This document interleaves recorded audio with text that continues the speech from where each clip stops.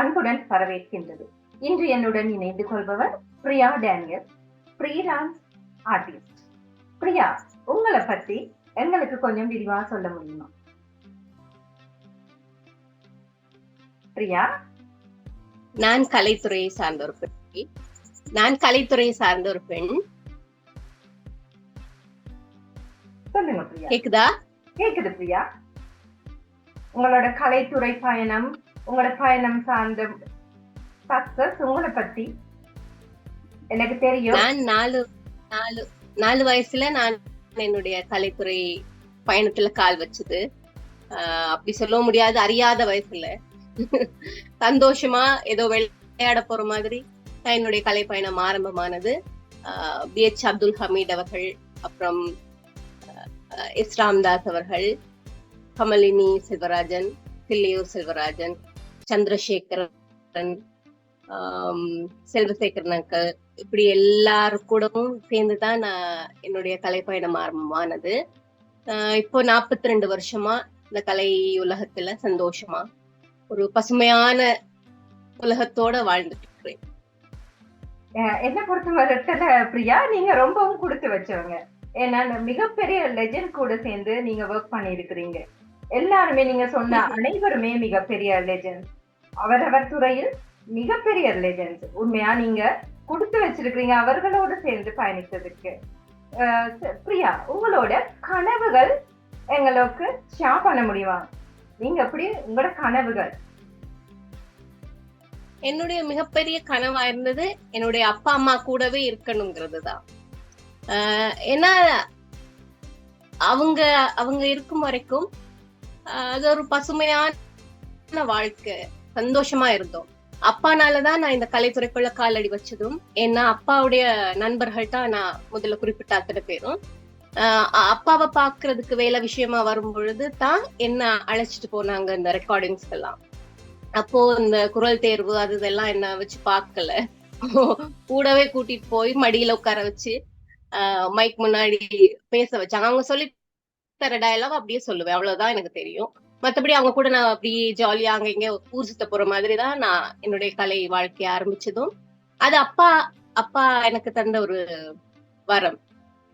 அப்பா அம்மா எனக்கு கடவுள் தந்தது ஒரு என்னுடைய வாழ்க்கையில அதுவுமே ஒரு கனவு மாதிரிதான். அவங்க கூட நான் இருக்கிற வரைக்கும் மட்டும்தான் நான் சந்தோஷமா இருந்ததா நான் சொல்லலாம். இப்போ இனிமேல் என்னுடைய வாழ்க்கையுடைய கனவுனா அது என்னுடைய பிள்ளைகள் 2 பேரும். மிகவும் சந்தோஷமா இருக்கு பிரியா, உங்களோட கனவுகளை நீங்க எங்களோட ஷேர் பண்ணினதுக்கு. அதே நேரத்தில் உங்களோட கனவுகளை நீங்க உங்களால அடைய முடிஞ்சதா? அம்மா அப்பாவோட இருக்கணும். எங்களுக்கு தெரியும், பெண்களாகிய ரொம்ப கஷ்டப்படுவோம் அம்மா அப்பாவோட இருக்கிறதுக்கு. எங்களோட கல்ச்சர் அப்படி. உங்களால முடிஞ்சதா? இல்ல, எனக்கு என்ன ஆச்சுன்னா, திருமணம் ஆனதுக்கு அப்புறம் தான் நான் அம்மா அப்பாவை விட்டு பிரிஞ்சது. பிரிவுனாலும் இது பக்கத்திலே என்ன வச்சுக்கொண்டாங்க. நான் இருந்த வீடுமே அம்மா அப்பா வீட்டுக்கு பக்கத்துலதான். அதனால அவங்க எப்பவுமே வரும்போது போகும்போது பார்த்துட்டே தான் போவாங்க. நானும் அம்மா அப்பாவை பார்க்காம என்னுடைய வாழ்க்கையில ஒரு நாளும் நான் இருந்தது இல்ல. கல்யாண வாழ்க்கைக்கு அப்புறமுமே டெய்லி அவங்கள பாக்குறதுல எனக்கு அது ஒரு நிம்மதி. இப்போ அவங்க என் கூட இல்ல. கூட எப்பவுமே அம்மா அப்பா இருக்கிறதா ஒரு மனசுல ஒரு நினைவுகளோட அந்த சந்தோஷமான இருந்த அந்த காலங்களை மட்டுமே வாழ்க்கையில கொண்டு போயிட்டு இருக்கிறோமே ஒழிய, எப்பவுமே நம்ம தனிச்சுதான் பிறந்தோம், தனிச்சுதான் போக போறோம். வாழ்க்கையில கூட யாருமே வரப்போறது இல்ல, நமக்கு நாம தானே எப்பவுமே. ஆனா அவங்க தந்துட்டு போன அந்த அட்வைஸ், அந்த அறிவுரைகள், அந்த வழிகாட்டுதல், அது என்னைக்குமே எங்களை விட்டு போகாது, அது மாறாது. நன்றி பிரியா. அடுத்ததா உங்களுக்கு இப்ப நான் உங்களோட பர்சனல் ப்ரொஃபஷனல் லைஃப பத்தி நாங்க கதைப்போம். உங்களோட கனவுகளை நோக்கின பயணத்துல நீங்க இப்ப 40 இயர்ஸா இருந்திருக்கீங்க. உங்களோட கனவுகள், அந்த உங்களோட ப்ரொஃபஷன்ல நீங்க நிறைய கனவு கண்டிருப்பீங்க. அந்த கனவுகள் உங்களுக்கு என்ன மாதிரியான பயணத்தை உங்களோட உண்மையா நீங்க சொன்னீங்க அம்மா அப்பாவோட சேர்ந்து இருக்கணும், அது கடவுள் உங்களுக்கு அமைச்சு கொடுத்திருக்கிறார் அந்த அம்மா அப்பாவோட இருக்கிறதுக்கு ஒரு சந்தர்ப்பத்தை. அதையும் மீறிய உங்களோட வாழ்க்கை பயணத்துல எங்களுக்கு எல்லாருக்குமே வாழ்க்கை பயணம் ஒன்று இருக்கும். அந்த வாழ்க்கை பயணத்தின் கனவுகள் இலக்குகளை நீங்கள் எப்படி அடைந்தீர்கள்? அதுக்கு நிறைய சவால்களை நீங்க முகம் கொடுத்திருக்கணும். எல்லா துறையிலயும் சவால்கள் இருக்குது. அந்த சவால்களை எப்படி எதிர்கொண்டீங்க? என்னுடைய வாழ்க்கையில அந்த 4 வயசுல நான் ஆரம்பிச்சதுனால எல்லாமே நீங்க சொன்ன மாதிரி லெஜெண்ட்ஸ் தான் என் கூட இருந்தவங்க. அவங்க என்ன அழகா கூட்டிட்டு போனாங்க, நல்லபடியா வழி நடத்தினாங்க. இப்போ நான் கேள்விப்படுற விஷயங்கள் போல இல்ல நான் பார்த்தது. நான் பார்த்த என்னுடைய கலை பயணம். ஆனா இப்போ நான் கேள்விப்படுற விஷயங்கள் அப்படி இல்லை. நிறைய சவால்கள், நிறைய பிரச்சனைகள், போராட்டங்களுக்கு முகம் கொடுக்குறாங்க பெண்கள். ஆனா எனக்கு அப்படி எந்த ஒரு சவாலும் கஷ்டங்களும் வந்ததில்லை. அது கடவுளுடைய ஆசீர்வாதமோ அப்பா அம்மாவுடைய வழி காட்டுதலா அவங்களுடைய பாதுகாப்பான்னு எனக்கு தெரியாது. ஆனா என்ன பாதுகாத்தாங்க. என் கூட பணியாற்றிய அத்தனை பெரியவர்களும் கையெடுத்து கும்பிடணும் அவங்களுக்கு. நான் எப்பவுமே நன்றி கடனோட நான் அவங்கள நினைச்சு பாக்குறது உண்டு. ஏன்னா அம்மா அப்பா என்ன எப்படி பார்த்துட்டாங்களோ அதே போலதான் என் கூட பணியாற்றிய எல்லா கலைஞர்களுமே என்ன பாதுகாத்தாங்க. அழகா ஒரு பூவை நாம கையில வச்சிருக்கும் பொழுது அது வாடிராம, அது கசங்கிராம எப்படி நாங்க பார்த்துப்போமோ அப்படி என்ன உண்மை மனசார சொல்லணும்னா அவங்க என்ன அப்படியே ஒரு கவனமாவே என்ன கூட்டிட்டு வந்தாங்க இத்தனை காலமா. இன்னும் இப்பவுமே அப்படிதான். இப்போ நான் பாக்குற புதிய கலைஞர்கள் கூடவுமே நான் அப்படிதான், என்னையும் அப்படித்தான் அவங்க நடத்துறாங்க. நானுமே அவங்கள அப்படிதான் பாக்குறேன். என்னைக்குமே நான் மரியாதையோட எல்லா ஆண்களையும் நான் நன்றி சொல்றேன். ஆனா நான் பார்த்ததெல்லாம் சவால்களான்னு எனக்கு தெரியாது. ஏன்னா எப்பவுமே எல்லாத்தையுமே விளையாட்டுத்தனமாவே நான் கடந்து போற ஒரு ஆள். எதையும் ரொம்ப தலைக்கு எடுத்து பிரச்சனை அப்படின்னு ஒரே இடத்துல தேங்கி நிக்க அந்த ஒரு அப்படி எனக்கு தேங்கி நிக்க தெரியாது. எப்பவுமே ஓடிட்டே இருக்கணும் அப்படி ஒரு ஆள் தான். சில நேரங்கள்ல இப்ப கொஞ்ச நாளா சில நேரங்கள்ல கொஞ்சம் அப்செட் ஆனது உண்டு, டவுன் ஆனது உண்டு. ஆனா அது சவால்கள் கடந்து வந்தாச்சு. ஏன்னா உண்மையில கலை பயணத்துல, கலைத்துறையில நான் எந்த சவாலும் பார்த்தது இல்லை. ஏன்னா யார் கூடவும் நான் என்ன கம்பேர் பண்ணதும் இல்லை. எல்லா கூட நடிக்கிறவங்களோ கூட பயணிக்கிற எல்லாரையுமே நாங்க தட்டி கொடுக்கறது உண்டு. அதே போல அவங்களும் எங்களை நல்லா என்கரேஜ் பண்ற நல்ல மனிதர்களோட நான் பயணிச்சது. அதனால சவால்களை தாண்டி நிறைய விஷயங்கள் நாங்க அவங்க கிட்ட இருந்து பெற்றுக்கொண்டதுதான் உண்மையில. அதையும் கடந்து சில விஷயங்கள் நமக்கு கிடைக்கணும்னு இருக்கிற எல்லாமே நமக்கு கிடைச்சது. கிடைக்க கூடாதுன்னு கடவுள் விதிச்சிருந்தாருன்னா அது நமக்கு கண்டிப்பா கிடைச்சிருக்காது. ஆனா சில கஷ்டங்கள் இருக்கும், எல்லாரும் லைஃப்லயும் கஷ்டங்கள் இருக்கும். அதெல்லாம் கடந்து வர்றதுக்கான தைரியமும் அந்த வழிகாட்டுதல் எனக்கு பெரியவங்க, அப்பா எல்லாருமே எனக்கு தந்ததுனால அது சவால்களான எனக்கு தெரியல. அது சவால்களை தான் நான் கடந்து வந்தேனானும் எனக்கு தெரியல. சின்ன பிள்ளையாவே நான் எல்லாத்தையும் ஆரம்பிச்சு அப்படி வந்ததுனால எனக்கு அது சவால்களான தெரியல. ஆனா எல்லாத்தையுமே எதிர்கொண்டு அடுத்த ஸ்டெப்புக்கு கடந்து போறதுக்கான தைரியம் இருந்தது.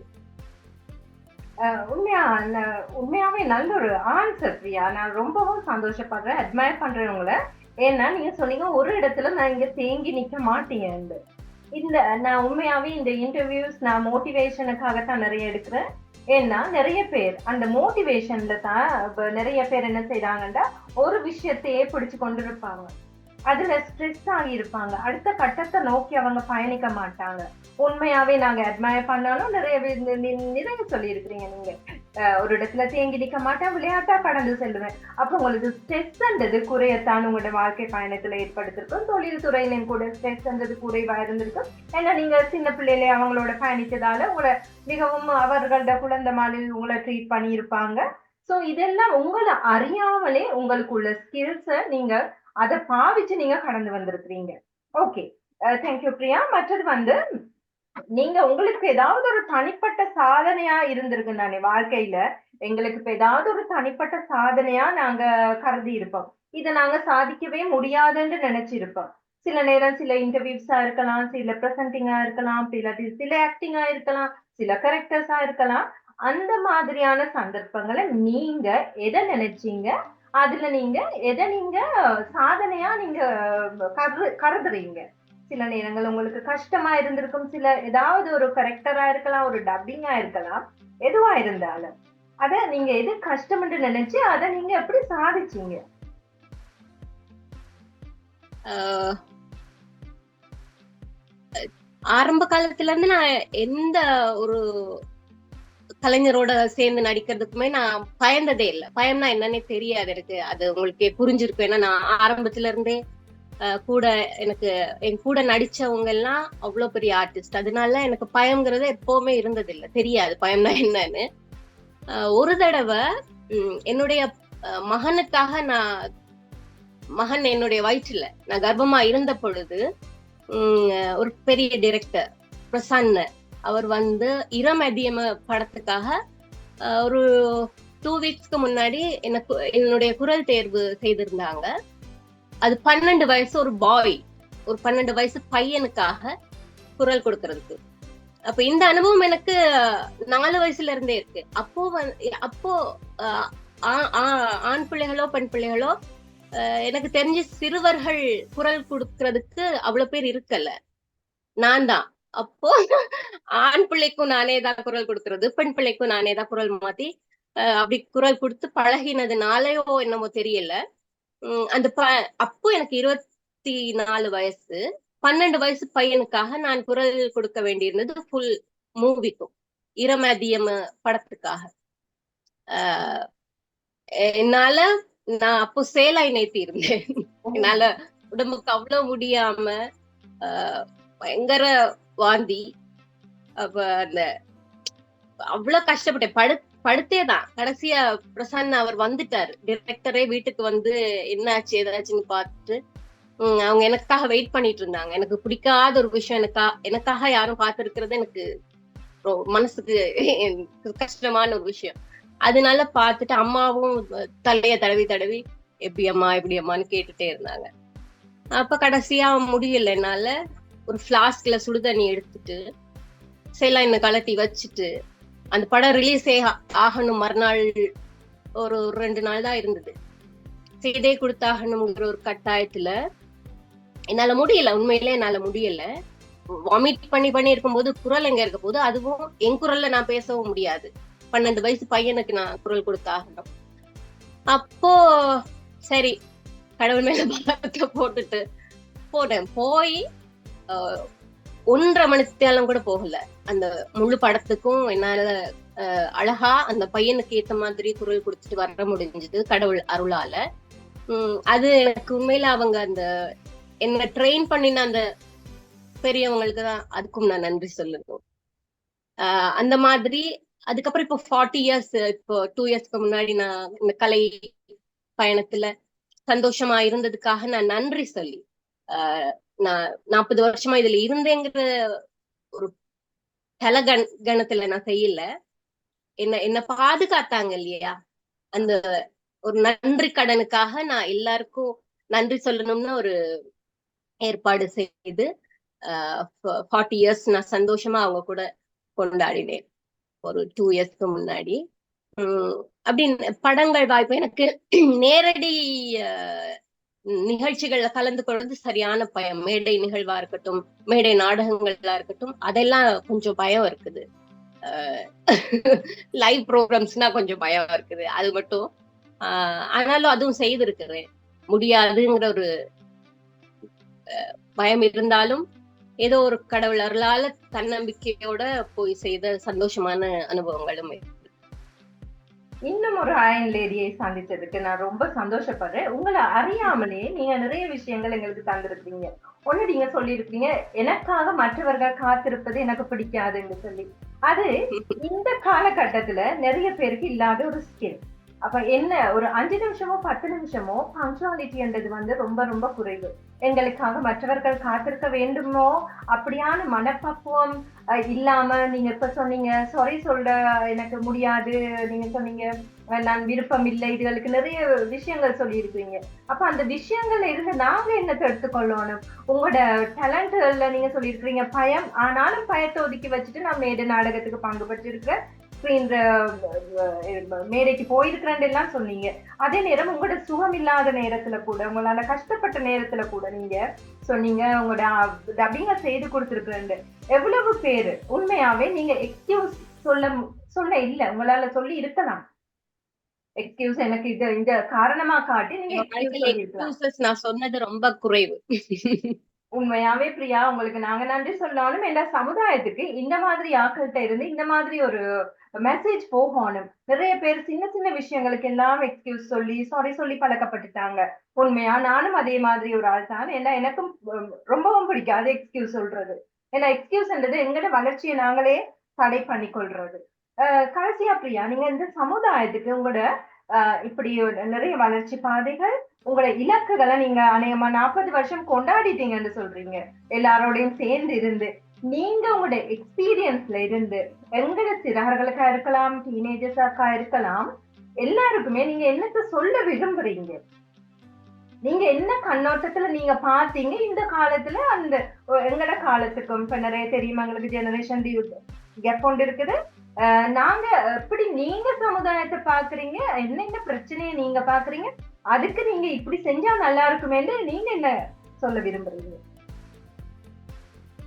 உண்மையில எனக்கு அம்மா அப்பாவோ என் கூட இருந்த பெரிய கலைஞர்களோ ஒரு வார்த்தை சொன்னாங்கன்னா நான் அதை அப்படியே உண்மைன்னு நம்புறது, உண்மையா ஏற்றுக்கொள்றது. அதுக்கு மேல அடுத்த கேள்வி நாங்க கேட்க மாட்டோம். அது ஏன் அப்படி, அது ஏன் இப்படி அப்படி நாங்க கேட்டதே இல்லை. அது அது சொன்னாங்கன்னா அதுதான் வேத வாக்கு. அதை தாண்டி எங்களுக்கு எதுவுமே தெரியாது. அது தெரிஞ்சுக்கணுங்கிற அவசியமும் அப்போ நமக்கு இருக்குல்ல. நாங்க அப்படி வளர்ந்ததுனாலதான் இப்போ வரைக்கும் இதே மரியாதையோட அழகா வாழ்றோம். ஆனா இதுக்கு அப்புறமா வர பெண் பிள்ளைகளா இருக்கட்டும், பெண்களா இருக்கட்டும், ஆஹ் அதே மாதிரிதான் இருக்கணுங்கிற அந்த கட்டாயம் இல்ல. அவங்களுடைய சொந்த கால்ல வாழலாம், சந்தோஷம் அது. ஆனா உலகம் என்ன தருது அப்படிங்கறத நாங்க முதல்ல எடுத்து பார்க்கணும். எங்களுக்குன்னு கனவுகள் இருக்குது. அதுபடி நாங்க கண்டிப்பா நாங்க சாகும் பொழுது நம்ம என்னத்த வாழ்ந்தோம் அப்படிங்கிற ஒரு கேள்வி நம்மள நாங்க கேட்டுக்கொள்ளணும். வாழும் போதே அழகா வாழ்ந்து முடிச்சிடணும் சந்தோஷமா. மத்தவங்களுக்கு எந்த தொந்தரவும் இருக்கக்கூடாது. மத்தவங்களுக்கு நம்ம ஒரு சின்ன அளவுல கூட அவங்க மனசு காயப்படுற அளவுக்கு நாங்க நடந்துட்டோம்னா அதுக்கு மேல என்ன இருக்கு? அது ஒரு கொலை தானே. ஒரு மனசை காயப்படுத்துறது ஒரு கொலை தானே. உண்மையான கருத்து பிரியா. உண்மையான இந்த காலத்து ஜெனரேஷன் பிள்ளைகளுக்கு நிறைய பொறுமை இல்ல நீங்க சொல்றது. பெரியவங்க சொல்றது கொஞ்சம் கேட்டுக்கணும். ஆனா இப்போ அவங்க எங்களுக்கு நிறைய விஷயங்கள் சொல்லி தராங்க. ஏன்னா அவங்க பாக்குற விஷயங்கள் வேற. எனக்கு உண்மையில நான் என்னுடைய மகனுக்கு அவங்க கிட்ட பழகாதீங்க, இந்த பொம்பளை பிள்ளை கவனம், அந்த என் மகளுக்கும் அதேதான். நான் அந்த ஆம்பளையோட பேசாதீங்க அப்படின்லாம் நான் சொல்லி கொடுத்ததே இல்லை. ஏன்னா எனக்கு தெரியாது. நான் பார்த்த ஆண்கள் நல்லவங்க. அதனால ஒரு நல்ல அப்பா கிட்ட வளர்ந்த ஒரு பெண் பிள்ளை என்னைக்குமே இன்னொரு ஆணை தப்பா சொல்ல மாட்டாங்க, சொல்ல முடியாது. அதனால இதுக்கப்புறம் அவங்க மீட் பண்றவங்க அவங்க காண்ற விஷயங்கள் ரொம்ப வித்தியாசம், ரொம்ப வேறதா இருக்குது. நான் பார்த்தது இல்ல, என்னுடைய மகள் பாக்குறது, என்னுடைய மகன் பாக்குறது.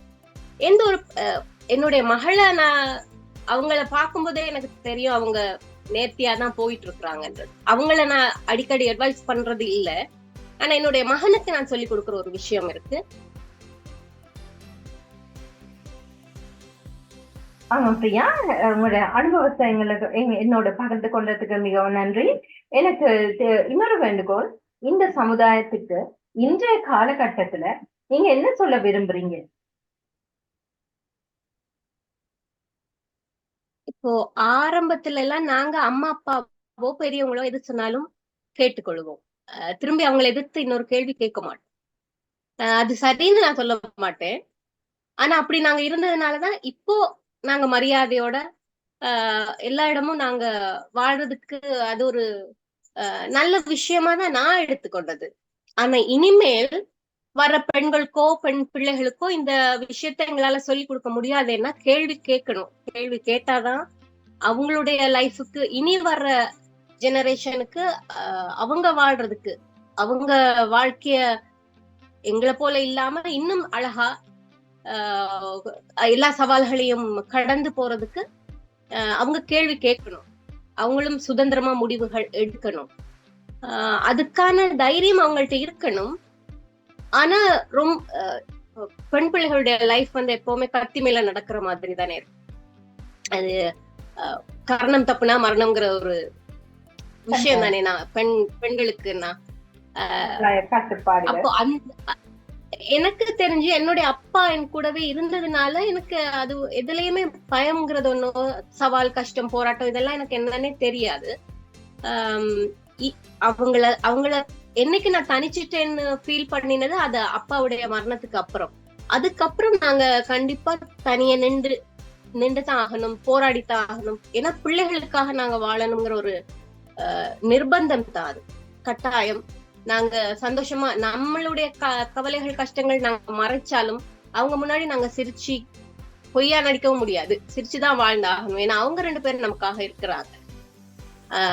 இனிமே அவங்க தானே நம்ம வாழ்க்கை.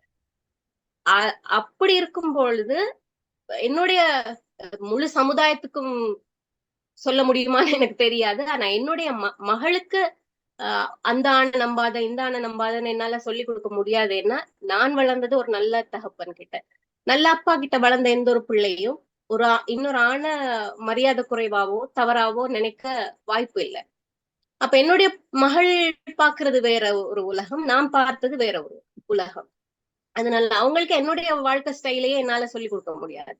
அவங்க சரியா யோசிக்கிறாங்க, ஒரு தீர்மானத்தோட அவங்க லைஃப ஒரு நல்ல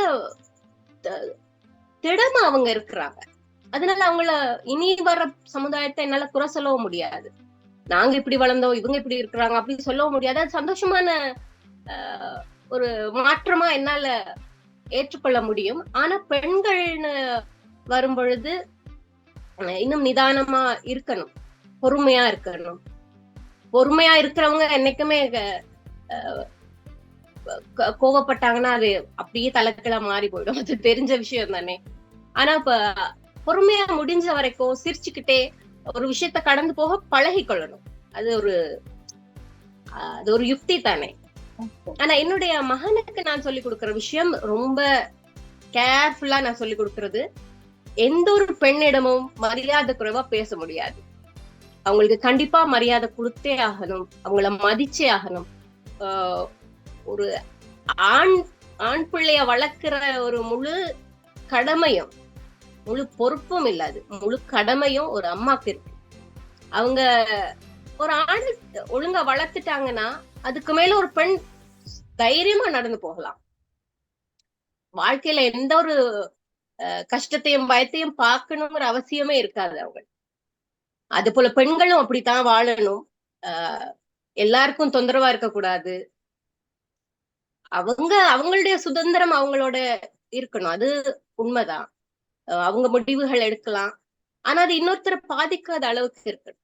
இன்னொரு குடும்பத்தை தலைகுனிய வைக்கவோ அவமானத்துக்குள்ளாக்குற மாதிரியான எந்த ஒரு முடிவுகளையும் பெண் பிள்ளைகள் செய்திடக்கூடாது. அதுல எனக்கு அது பிரார்த்தனையாவே ஒரு அம்மாவா நான் பெண்கள்கிட்ட கேட்டுக்கொள்ற ஒரு விஷயம். ஆண் பிள்ளைகள் கண்டிப்பா ஒரு பெண்ணை மதிக்க தெரியணும். அவங்கள்ட்ட எப்படி மரியாதையோட பேசணுங்கிறது அவங்களுக்கு கண்டிப்பா சொல்லி கொடுக்கணும் அம்மா. இல்ல நான் மகனுக்கு நான் சொல்லி கொடுத்திருக்கிற ஒரு விஷயம், நீ என்ன பாவம் பண்ணாலும் என்ன தப்பு செய்தாலும் அம்மா சாகும் பொழுது அம்மா குழியில அது இடியா வந்து விழும் அப்படின்னு நான் ஒரு அம்மாவா என்னுடைய மகனுக்கு நான் சொல்லி கொடுத்த விஷயம் அது. அந்த பயம் இருக்கு அவர். Map is not territory. இது பிரியாவின் கண்ணோட்டத்தில். உங்கள் கண்ணோட்டம் மாறுபடலாம், என்னோட கண்ணோட்டம் மாறுபடலாம். இது பிரியாவின் கண்ணோட்டம். சமுதாயத்துக்கு அவர்கள் நிறைய கருத்தாளமான சிந்தனைகளை தூண்டி விட்டிருக்கிறார்கள் என்றுதான் நான் சொல்லுவேன். ஏன்னு சொன்னா, மரியாதை எல்லோருக்கும், ஆண் பெண் இருபாலாருக்கும் மரியாதை என்பது தேவையானது. சுயமரியாதை, எந்த இடத்திலையும் சுயமரியாதைய நாங்க யாருக்கும் எங்களோட சுயமரியாதையையும் காப்பாற்றிக் கொள்ளணும். அதே நேரம் அடுத்தவர்களோட சுயமரியாதைக்கும் நாங்கள் இழுக்கு ஏற்படுத்தாமல் வாழ தெரியணும் என்று நிறைய கருத்துக்களை எங்களோட சமுதாயத்துக்கு பிரியா சொல்றாங்க. இது பிரியாவின் அவர்களுடைய அனுபவம், அவர்களுடைய கண்ணோட்டம் மாறுபடலாம். ஆனால் பிரச்சனைகள் என்பது ஒவ்வொரு குடும்பத்திலும், ஒவ்வொரு கண்ணோட்டத்திலும் ஒவ்வொரு விதமாக பார்க்கப்படும். உண்மையா இந்த ட்ரீம் ஃபேக்டரியை நான் கொண்டு வந்ததுக்கு காரணமே, பிரச்சனை என்ற வார்த்தை எல்லாருக்கும் பொதுவானது. ஆனால் அவர்கள் முகம் கொடுக்கின்ற சவால்கள், அவர்கள் முகம் கொடுக்கின்ற பிரச்சனைகள் எல்லாமே வேறுபட்டது. அதற்கு அவர்களான முடிவுகளும் தீர்மானங்களும் அவர்கள் எடுத்து விட்டார்கள். அதற்கு எங்களுக்கு நிறைய கருத்து சொல்லி இருக்கிறாங்க. அவங்க எடுத்த முடிவுகள் உண்மையா நிறைய முடிவுகள் வரவேற்கத்தக்கது. எப்படி மற்றவர்களுக்கு மரியாதை கொடுக்கணும், எப்படி பிள்ளைகளை வளர்க்கணும், எப்படி மற்றவர்களை மனம் நோகாமல் பார்த்துக் கொள்ளணும் என்று நிறைய விஷயங்கள் அவர்களுக்கு எங்களுக்கு சொல்லி இருக்கிறாங்க. இதை நாங்கள் எடுத்துக்கொள்வதும் எடுத்துக்கொள்ளாததும் அவரவர் விருப்பத்தை பொறுத்து. மிகவும் நன்றி பிரியா, உங்களோட மதிப்பு மிக்க நேரத்தை, பெருமதி மிக்க நேரத்தை என்னோட செலவழித்ததற்கும் இந்த சமுதாயத்தில் உங்களோட கண்ணோட்டத்தை எங்களுக்கு பகிர்ந்து கொண்டதற்கும் மிகவும் நன்றி. தேங்க்யூ பிரியா, எங்களோட இணைஞ்சு கொண்டதுக்கு ரொம்பவும் நன்றி. உங்களுக்கு நாங்கள் மிக்க நன்றி. எனக்கு இந்த வாய்ப்பை தந்ததுக்கு மிக்க நன்றி. உங்களோட வாழ்க்கை பயணம் இன்னும் மென்மேலும் சக்சஸ் ஆகணும் என்று நாங்கள் ப்ரே பண்றோம். தேங்க்யூ. மிக்க நன்றி.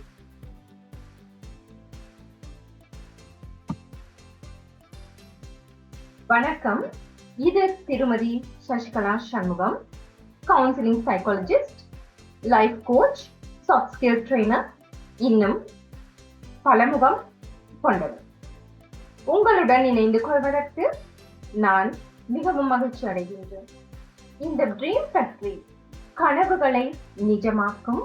உங்கள் கனவுகள் எங்களோடு சேர்ந்து நீங்கள் பயணித்த அனுபவங்கள், உங்கள் வாழ்க்கை பாதைகள், உங்கள் சவால்கள், நீங்கள் சவால்களை சமாளிப்பது எப்படி ஆகியவற்றை எங்களுடன் முன்வந்து பகிர்ந்து கொள்ளுங்கள். இது உங்களுக்கும் எனக்குமான மேடை. இந்த மேடையை நாங்கள் சரிவர பயன்படுத்தி எங்கள் சமுதாயத்துக்கும் எங்கள் சுற்றியுள்ள அனைவருக்கும் பயனுள்ளதாய் ஆக்குவோம். உங்களுடைய அனுபவங்களை நான் வரவேற்கின்றேன். நன்றி. இந்த சேனல் உங்களுக்கு பிடிச்சிருந்தா சப்ஸ்கிரைப் பண்ணுங்க, ஷேர் பண்ணுங்க, மற்றவர்களுக்கும் சொல்லுங்க. என்னுடன் இணைந்து கொண்டு உங்களுடன் பயணத்தை தொடருங்கள். உங்களுக்கு வேண்டிய சந்தேகங்களுக்கு நான் தயாராயிருக்கின்றேன். பதில்கள் அளிப்பதற்கு, உங்களுக்கு பிராக்டிஸ் பண்ணுவதற்கு எதுவா இருந்தாலும் என்னை அணுகுங்கள். என்னோட நம்பர் கீழ்வரும் டிஸ்கிரிப்ஷனில் தந்திருப்பேன். உங்கள் தயக்கங்களை உடைத்து எங்களுடன் பயணிக்க முன்வாருங்கள். நன்றி.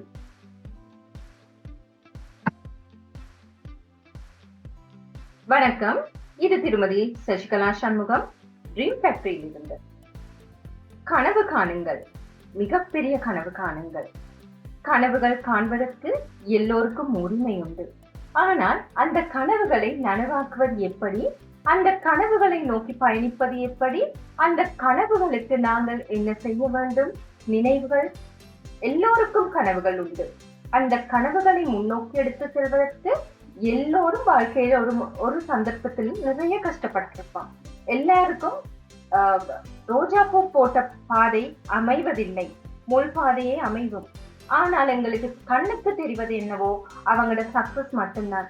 அவங்களோட சக்சஸை நோக்கி அவர்கள் பயணிப்பதற்கு என்னென்ன எஃபர்ட் எடுத்திருப்பாங்க, அதே நேரம் அவங்க எடுத்த எஃபர்ட் எப்படி அப்ளை பண்ணி இருப்பாங்க, அந்த அப்ளிகேஷனுக்கு அவங்களோட வாழ்க்கையில அவங்க என்னத்த தியாகம் செய்திருப்பாங்கன்னு ஒன்றுமே எங்களுக்கு தெரியாது. இதில் வாழ்க்கை பயணத்தை சக்சஸ் ஆக்கியவர்கள், அதே நேரத்தில் முன்னெடுத்து கொண்டு போபவர்கள், அவர்களை கனவுகள் இலக்குகளை நோக்கி பயணிப்பவர்கள் என்னோடு இணைந்து கொள்ளலாம். உங்களுக்கு உதவி செய்வதற்கு நான் காத்திருக்கின்றேன். இது திருமதி சசிகலா சண்முகம்.